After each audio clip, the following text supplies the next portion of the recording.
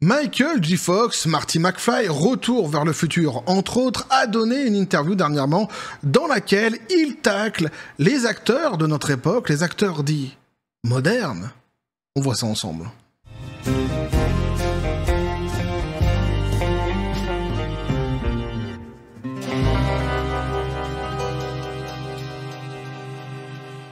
Et oui, Marty McFly, Michael J. Fox. Retour vers le futur. Bah ouais, petit café les copains. Licence numéro 1 dans le monde entier. Ouais, dans mon cœur en tous les cas. Bah ouais, mais c'est comme ça, je sais. Certains me diront, il y a eu quand même d'autres réalisations dans le monde du 7e art, il y a eu des chefs-d'œuvre, etc. Mais ici, ce n'est pas une question de qualité de réalisation, ni même de chef-d'œuvre. Bien que, pour moi, justement, eh bien, cette trilogie Retour vers le futur, c'est un chef-d'œuvre. Pourquoi ? Parce qu'il est surtout question d'affection ici. J'ai une affection pour cette licence toute particulière. Pourquoi ? Parce que c'est la licence qui m'a offert le plus de bons moments, avec laquelle je garde le plus de bons souvenirs, hein, que ce soit en famille ou entre amis, et jusqu'à aujourd'hui, justement même, avec mes enfants. Donc pour moi, voilà, c'est la licence numéro 1 dans mon cœur, et il y a des acteurs dans cette licence que j'affectionne particulièrement, notamment Michael J. Fox, et oui, Marty McFly, qui donne des interviews avec parcimonie en règle générale, surtout dernièrement. Pourquoi ? Parce que bien la maladie de Parkinson se faisant, évidemment. Et donc c'est toujours intéressant d'avoir d'abord de ses nouvelles, et ensuite son point de vue sur comment il voit justement Hollywood aujourd'hui, et plus précisément, plus spécifiquement, les acteurs d'aujourd'hui, les acteurs dits modernes, hein, de notre époque.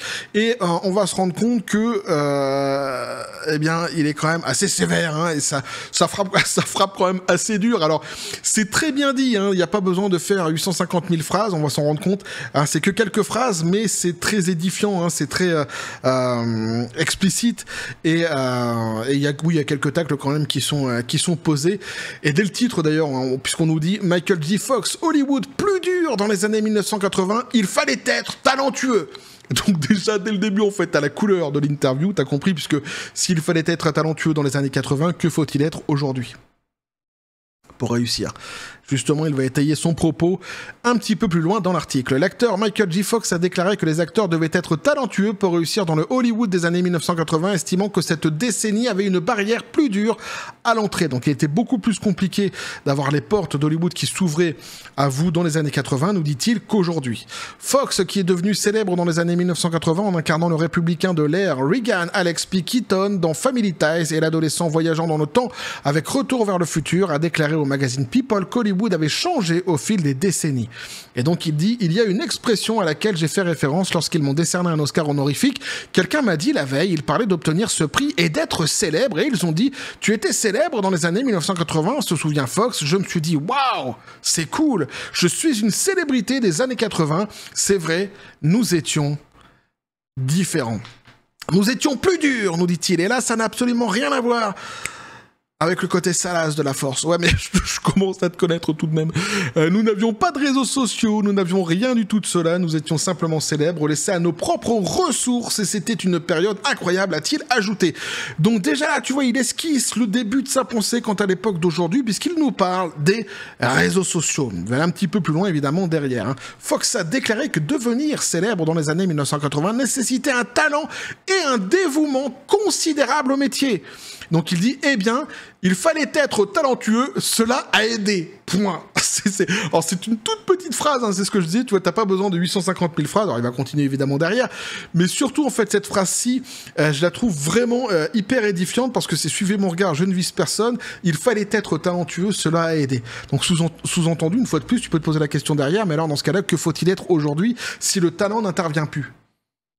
Mais ça en dit long, surtout sur ce qu'ils pensent de la nouvelle génération des acteurs. Cela a aidé. Nous avions l'habitude de nous casser le cul, nos muscles d'acteurs, de regarder d'autres acteurs, de nous asseoir avec d'autres acteurs et de parler de jeux d'acteurs et d'en parler encore, a poursuivi Fox. Et maintenant, il y a des gens qui disent « À qui est ton pull ? Quel est le pull que tu portes ? Et c'est quoi ce pas de danse ?» Et tu deviens la personne la plus célèbre du monde. Voilà, donc ici, c'est vraiment fort explicite, hein, c'est vraiment fort édifiant. Il nous parle tout simplement en fait du buzz hein, que certaines personnes peuvent avoir sur les réseaux sociaux, hein, de ces fameux influenceurs qui tout d'un coup se voient propulsés eh bien, dans certaines productions, donc certaines productions qui utilisent en fait ces noms tout simplement pour avoir un nom comme ça à vendre dans les films qu'ils sortent, hein, en espérant faire venir justement le public qui est fan de ces gens, mais bien souvent, eh bien, ça n'apporte pas plus de plus-value que cela à une production, et bien même, souvent, c'est même l'inverse qui se produit, c'est-à-dire que ça dévalue certains films, tant les jeux d'acteurs sont pas vraiment au niveau dans certains films qui ont pu sortir dernièrement, où on faisait appel justement à ces fameux influenceurs. Je pense notamment, je sais pas pourquoi ça me vient comme ça, mais c'est à Rachel Zegler, tu vois, par exemple, hein. Et évidemment, alors parfois ça peut arriver aussi hein, que tu as des personnes comme ça qui sont des influenceurs, qui sont sur les réseaux sociaux et à qui on découvre tout d'un coup un talent d'acteur incroyable ou de chanteur, hein, que sais-je, ou de danseur, que sais-je encore. Tout cela peut arriver, hein, pas de souci. Mais c'est vrai que la grande majorité, tu te demandes ce qu'ils foutent là en vrai, quoi. Et ils sont là uniquement parce que justement ils ont fait le buzz à un moment donné sur les réseaux sociaux. Ils sont portés par un certain public et ils n'apportent pas vraiment de plus-value aux productions dans lesquelles ils jouent. Et bien souvent, comme je disais, justement, c'est souvent même le contraire. Alors qu'à l'époque, hein, c'est ce qu'il disait, il fallait un dévouement et un talent pour pouvoir ne serait-ce qu'avoir les portes de Hollywood qui puissent s'ouvrir à toi. Et c'est vrai que jusqu'à aujourd'hui, on peut constater que les acteurs des générations du passé, que ce soit 80, 90 et début 2000, qui continuent aujourd'hui eh bien, à exercer leur métier, très souvent sont ceux qui portent justement les meilleures productions actuelles. Il est très rare en fait d'avoir vraiment des jeunes acteurs comme ça qui sortiraient du bain des réseaux sociaux, qui à eux seuls arrivent à porter une production et qu'on se dise waouh putain le talent il est quand même extraordinaire, on a de la chance de découvrir cet acteur, dis donc. C'est quand même très rare et très souvent ce sont les anciens acteurs qui portent justement jusqu'à aujourd'hui encore les meilleures productions qui sortent, hein.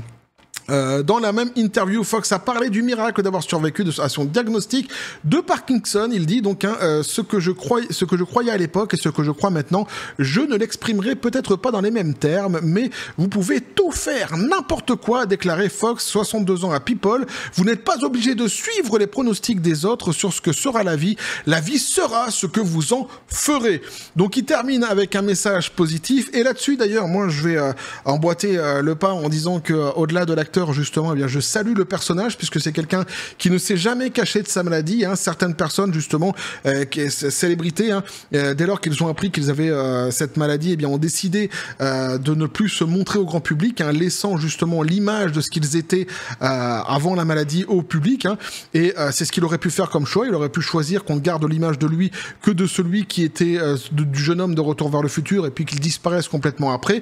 C'est pas ce qu'il a fait. Il a continué sa carrière, mais surtout oui, sa carrière d'acteur, mais surtout en fait, il est intervenu dans bon nombre d'événements autour de Retour vers le futur dans le monde entier, faisant plaisir à énormément de fans, hein, qui justement voulaient le voir. Il s'est même produit sur la scène pour rejouer la chanson de Chuck Berry, malgré la maladie. Et là-dessus, eh bien chapeau bas l'artiste. Et c'est quand même quelqu'un qui, au-delà de l'acteur, c'est une personnalité que moi j'affectionne vraiment particulièrement. Je trouve vraiment fort courageux et fort respectable.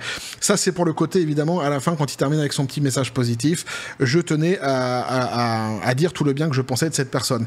À côté de ça, eh bien évidemment, il y a le tacle, hein, qu'il met directement donc hein, aux générations actuelles, aux générations d'acteurs actuels, hein, les acteurs dits de l'ère moderne, hein, de notre époque. Et effectivement, c'est vrai qu'on peut constater que les talents ne s'accumulent pas à Hollywood dernièrement, surtout les talents venant souvent des réseaux sociaux ou de ceux qui ont fait le buzz. Ça ne s'accumule pas. On peut, ça, une fois de plus, tu vois, tu peux retourner le Rubik's Cube dans tous les sens, hein. Tu peux très facilement, en fait, avec si les gens sont assez honnêtes, constater qu'il y a quand même une dégradation dans le jeu d'acteur, hein, qui s'est effectué effectivement depuis les années 80 jusqu'à aujourd'hui, plutôt avec les générations d'aujourd'hui. Je dirais que 80, 90, 2000, on est encore pas trop mal. Après, ça commence à partir complètement en sucette et aujourd'hui, c'est vrai que il n'y a pas une pluie d'acteurs extraordinaires qui sortent et qui font plaisir en réalité, hein. Très souvent, ce sont des acteurs qu'on a posés là parce qu'ils avaient le nom qu'ils ont, hein, parce que justement, ils ont fait du buzz sur les réseaux sociaux et les productions essaient d'avoir justement comme c'est une espèce de de hype, hein, de notoriété qui se créerait autour d'un film, d'une production uniquement à cause de, ou grâce plutôt à ce buzz, mais ça va pas plus loin en vrai. C'est-à-dire que le fond n'y est pas du tout. Et les productions médiocres s'enchaînent quand même pas mal au box-office dernièrement, justement avec ces jeunes acteurs. Et comme je le disais, il faut quand même être assez honnête aussi pour constater que souvent, ce sont les anciens acteurs, en réalité, qui continuent à porter aujourd'hui les productions qui vont bien. Ce sont des acteurs qui viennent justement des années 80, 90 ou 2000, qui continuent justement leur carrière et qui lorsqu'ils sont mis dans un film, c'est souvent eux qui portent les films tout seuls. Hein. On peut penser, par exemple, à, je sais pas, il y a encore Brad Pitt, pour les plus connus... ou Johnny Depp pour les acteurs américains, mais après aussi c'est pareil pour la France, hein, Jean Reno, etc. Ça reste des acteurs qui aujourd'hui apportent quelque chose qui est quand même sur le plan qualitatif beaucoup plus que les jeunes acteurs qu'on peut voir, bien que la France ça soit moins touchée. Heureusement d'ailleurs, il reste quand même il y a quand même un fossé entre les États-Unis et la France, notamment sur le 7e art, même si c'est vrai que la médiocrité française au niveau du cinéma dernièrement, c'est quand même plutôt bien installé aussi, mais c'est pour d'autres raisons, évidemment, souvent des raisons politiques. Mais c'est vrai que aux États-Unis, c'est assez criant en fait, hein, tous ces types qui font le buzz comme ça sur les réseaux sociaux et qui ne valent pas grand-chose en réalité en termes d'acteurs, qui n'ont juste qu'un nom et qui n'apportent pas de plus-value aux productions. Donc ici, voilà, c'était intéressant de voir ce que Michael J. Fox en pensait. Hein, c'est quand même quelques petits tacles à la gorge qui sont mis, quelques petits supercuts hein, qui sont mis ici. C'est très précis, hein. Il n'y a pas besoin de faire 850 000 phrases, c'est très précis, mais ça frappe tout de même assez fort, et moi, ça m'avait interpellé, et surtout ça m'intéresse d'avoir justement l'avis de ce monsieur, c'est pour ça que je voulais évidemment vous le partager ici, donc n'hésitez pas à me dire ce que vous en pensez. Eh ben, dans les commentaires, à vous abonner si le contenu vous a plu, à activer la petite cloche pour les prochaines notifications. Les prochaines vidéos qui vont arriver, à balancer un like, à partager la vidéo, vous envoyez mon link sur le Discord et le Facebook de la chaîne, qui sont dans les descriptions des vidéos. N'hésitez pas à venir à basculer du côté de la force absurde des réseaux sociaux. Sur ce, les copains, je vous dis comme toujours à la John Spartan, paix et félicité. J'imite très très mal Biff Tannen. Non mais c'est ridicule. Je vous assure, c'est ridicule. Je le ferai, je pense, un jour, je vous le ferai en live. Mais c'est risible. Ah, je suis sûr que dès lors que je vais dégainer un live, il va y en avoir au moins un qui va me demander de parler de Biff Tannen. Bref, je vous le ferai de toute façon, je n'ai plus rien à perdre. Je suis à ça près maintenant. Et que la force soit avec vous.